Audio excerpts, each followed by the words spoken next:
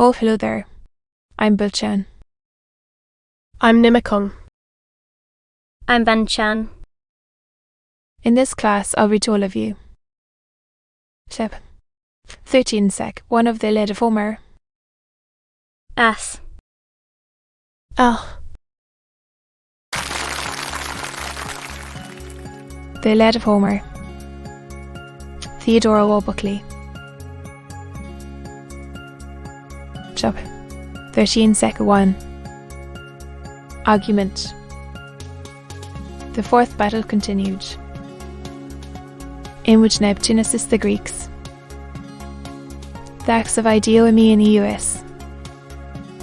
Neptune, concerned for the loss of the Grecians, upon seeing the fortification forced by Hector, catches and inspires those heroes to oppose him. Then, in the form of one of the generals, encourages the other Greeks who had retired to their vessels. They chase from their troops in a close phalanx and put a stop to Hector and the Trojans. Several deeds of valour are performed.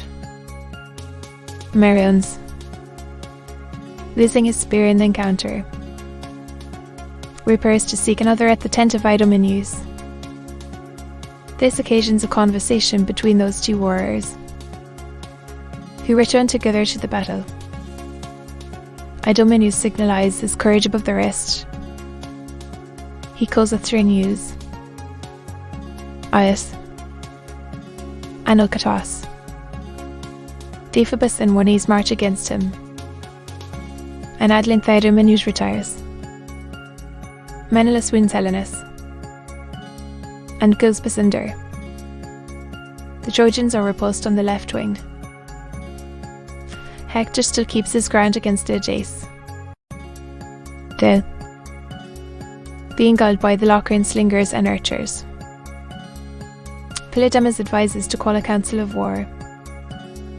Hector approves of his advice, but goes first to rally the Trojans. Upbraids Paris, rejoins Polydamas, meets Ajax again, and renews the attack. The 8th and 20th day still continues. The scene is between the Grecian wall and the seashore. Had fixed great Hector and his conquering host. He left them to the fates, to toil and struggle through the wildfoot day.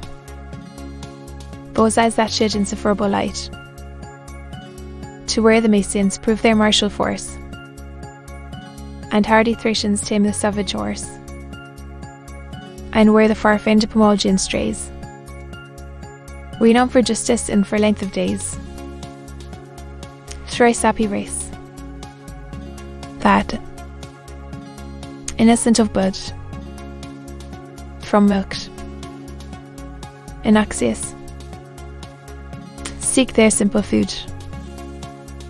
Shall seize delighted of guilty Troy, of arms and dying men.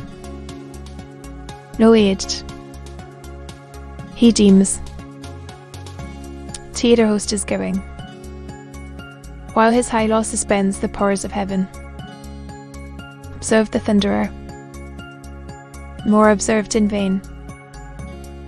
In Samothracia, on a mountain's brow, whose weaving woods rung the deeps below, he sat, where his misty tops compassly rise. Below, Fairland's glittering spires were seen, the crowded ships and sable seas between. There, enraged, he sat, and were his Argives slain, at Jove incensed, with grief and fury stung. Borne down the rocky steep he rushed along, fierce as he passed.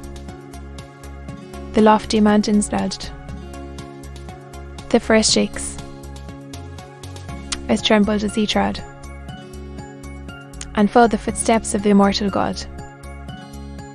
from realm to realm 3 ample strides he took.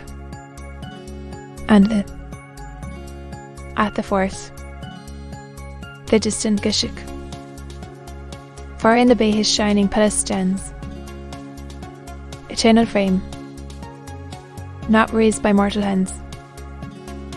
This having reached, his brass-hoofed steeds he reins, fleet as the winds, and decked with golden manes. Refulgent arms his mighty limbs enfold, immortal arms of adamant and gold. He mounts the car, the golden scourge applies. He sits superior, and the chariot flies. His ruling wills the glassy surface sweep, gambol round him on the watery way, and heavy wheels in awkward measures play. The sea subsiding spreads a level plain of suds, and owns the monarch of the main. The parting waves before his cursors fly, the wandering waters leave his axle dry. Deep in the liquid regions lies a cave, between where tendos the surges lave, and rocky embrace breaks the rolling wave. Stopped his swift chariot, and his steeds unbound, fed with ambrosial herbage from his hand, and linked their fetlocks with a golden band. Infrangible, immortal, there they stay. The father of the floods pursues his way, well, like a tempest, darkening heaven around, or fiery deluge that devours the ground. The impatient Trojans, in a gloomy throng, embattled rolled, as Hector rushed along. The heavens re-echo, and the shores reply. They vow destruction to the Grecian name, and in their hopes the fleets already flame. But Neptune, rising from the seas profound, the god whose earthquakes rock the solid ground, now weighs a mortal form, like Koch is seen, such his loud race, and such his manly mien. His shouts insist on every Greek inspire. What must I jace? Adding fire to fire. 'Tis yours, O warriors, all our hopes to raise. O recollect your ancient wit and praise. 'Tis yours to save us, if you cease to fear. Flight, more than shameful, is destructive here. On other works though Troy with fury fall, and pour her armies o'er our battered wall. Their Greece has strength, but this part was firm. Her strength were vain. I dread for you alone. Here Hector rages like the force of fire, vaunts of his gods, and calls high Jove his sire. If yet some heavenly pour your breast excite, breathe in your hearts, and string your arms to fight. Greece yet may live, her threat and fleet maintain, to be continued.